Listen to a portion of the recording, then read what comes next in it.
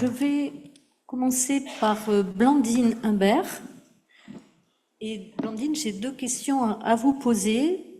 Tout d'abord, vous êtes philosophe. Donc, en tant que philosophe et spécialiste de la santé des soignants, je voudrais savoir comment se pose pour vous aujourd'hui cette place et cette importance de la santé sociale et des relations interpersonnelles des professionnels de santé. Alors, bonjour à tous. C'est une grande question parce que je me sens peu légitime pour y répondre au sens où je ne travaille pas dans un service hospitalier. Mais il me semble quand même que la philosophie, à bien des égards, peut parfois aider à clarifier pour comprendre parfois ce qui se noue ou ce qui se joue dans les relations. Dans les relations interpersonnelles, là, typiquement, vous avez parlé, Honoré, des patients, des consoeurs et des confrères, des autres relations personnelles, mais vous n'avez pas parlé de vous. Or, comment entrer en relation avec quelqu'un si l'on ne part pas de ce que l'on est et de qui on est? On vous a appris les compétences techniques, scientifiques qui sont absolument nécessaires pour soigner. Mais on ne vous a pas appris à partir de qui vous êtes pour entrer en relation avec la personne. Ce qui signifie que un soignant, s'il n'est pas capable de s'écouter soi, n'est pas capable d'écouter son patient. Parce qu'il aura un mécanisme de protection pour ne pas se laisser envahir. Et ça, c'est les psychologues et les psychiatres qui vous en parleront. Donc, je leur céderai la parole sur cette question-là. Mais juste redire que, en premier lieu, pour parler de relations interpersonnelles, il faut qu'il puisse y avoir un sujet. Et ce sujet, il faut qu'il puisse s'engager, parler pour lui-même et dire « je ». C'est-à-dire que si vous êtes engagé pour soigner, on aime bien dire le mot de prochain en philosophie, mais le prochain, le plus proche, celui qui m'est le plus proche, c'est moi-même. Et c'est parce que je suis proche de moi-même que je peux partir à la rencontre des autres. Puis après, parce que je suis en sécurité avec moi-même et parce que je me connais moi-même, parce que je pars de mes fragilités et de mes vulnérabilités, je peux aller à la rencontre de l'autre qui est fragile et qui est vulnérable. Et sa vulnérabilité ne m'effraie pas parce que je me sais fragile et pas forcément vulnérable, c'est-à-dire que la fragilité, c'est savoir que tous, nous sommes en capacité d'être brisés. Et c'est pour ça que vous êtes soignant. Vous savez que à tout moment, à chaque instant, un homme peut se briser et qu'il aura besoin de soins. Mais ce n'est pas parce que vous êtes soignant que vous n'êtes pas fragile. Et c'est pour ça que dans la relation de soins peut se situer parfois une réversibilité qui fait que on a le sentiment que c'est le patient qui se met à soigner le soignant. Pourquoi ?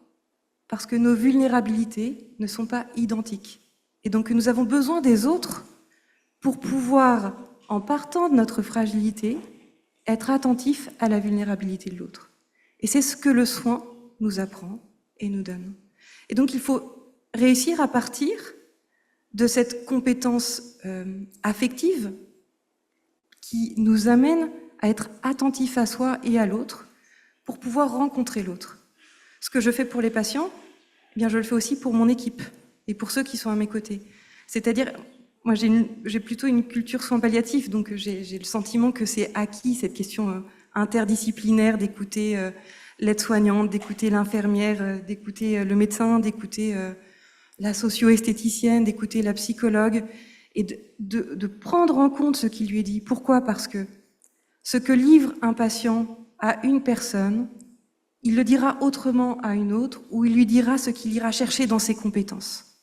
Et donc, le patient sait toujours à qui il parle. Il va aller parler au médecin en sollicitant ses compétences de médecin, il va parler à l'infirmier en sollicitant ses compétences d'infirmier, il va parler à l'aide-soignant en sollicitant ses compétences d'aide-soignant. Mais pour avoir le puzzle global, il faut que l'équipe se parle. Et donc, on ne peut pas soigner si on a une équipe qui ne parvient pas à s'écouter et à s'accompagner. Ce qui signifie aussi que je suis capable de dire à un moment donné, ce patient m'épuise, je n'en peux plus. Et il me renvoie à ce qui n'est pas une fragilité, mais ce qui est une vulnérabilité, et je peux m'effondrer. Et je dois pouvoir passer le relais. Je dois pouvoir compter sur mon équipe, compter sur l'équipe de nuit, pour qu'elle puisse tenir ce pacte de non-abandon que toutes les équipes soignantes tiennent.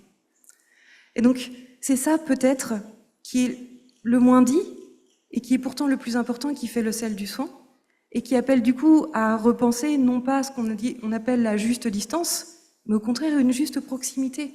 Comment je me rapproche de celui qui m'est confié, sans m'oublier moi-même, et en étant attentif à la cordée que je forme avec les autres soignants.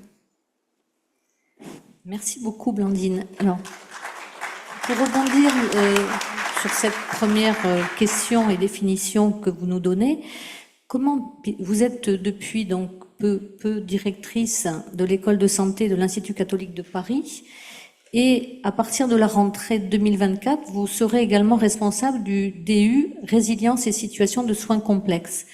Alors, comment, justement, allez-vous interroger cette question de la santé sociale au sein de cette formation et peut-être aussi au sein de l'Institut catholique de Paris?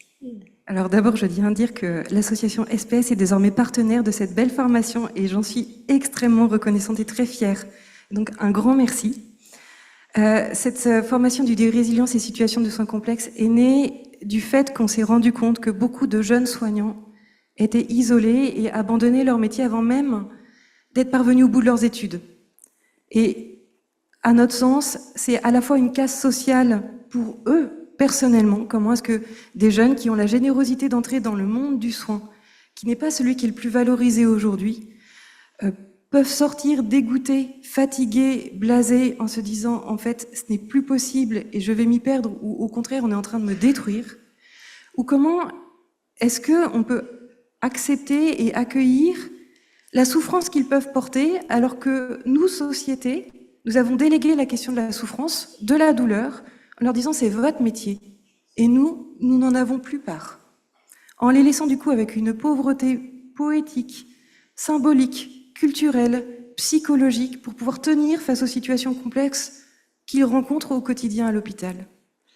Et du coup, on a créé ce DU Résilience en disant on va retravailler à la fois par la question du droit qui est nécessaire, de l'éthique professionnelle et déontologique qui est tout aussi importante, mais aussi par la question des textes théologiques, par la question de la littérature, par la question de la poésie, par la question de la philosophie, dans les grandes questions de la souffrance, qui sont le cœur du métier du soin. Parce que pour qu'il y ait un soin, il faut qu'il y ait un cri, il faut qu'il y ait une demande. Et comment est-ce que on ne remplit pas que la tête, mais on aide la personne à entrer dans la relation de soin en s'y engageant elle-même?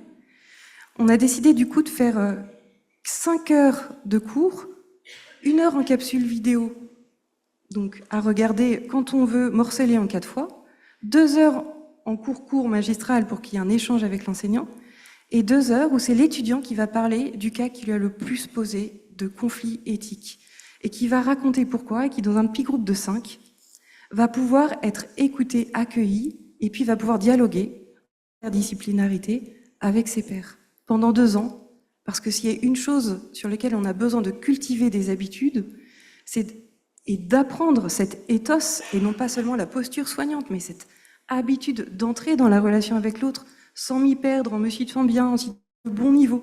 Est-ce que c'est une question institutionnelle? Est-ce que c'est une question déontologique? Est-ce que c'est une question juridique? On s'est dit qu'il fallait du temps et que parfois même quand on en avait à mon âge presque 40 ou quand on en avait 50 ou 60, on avait besoin de ce dialogue et cette relecture, on avait besoin de l'autre pour nous aider à sortir du flou. Et donc voilà, un DU qui est court, qui a lieu les soirs de 18h à 22h pour ne pas charger inutilement des emplois du temps compliqués, ne pas rendre difficile la vie des équipes, dire que les libéraux aussi peuvent y avoir accès parce qu'ils ne plombent pas tout leur après-midi en fermant leur cabinet, et en même temps dire, c'est une manière de faire corder. La mission publique de l'université, c'est de dire que le savoir et les humanités, elles ont un impact dans tous les lieux et dans tous les métiers. Et le monde du soin, qui est au cœur du monde, qui est au cœur de l'humain, a à apprendre des universités comme les universités ont à apprendre du monde du soin. Merci beaucoup. Merci de cette présentation très claire.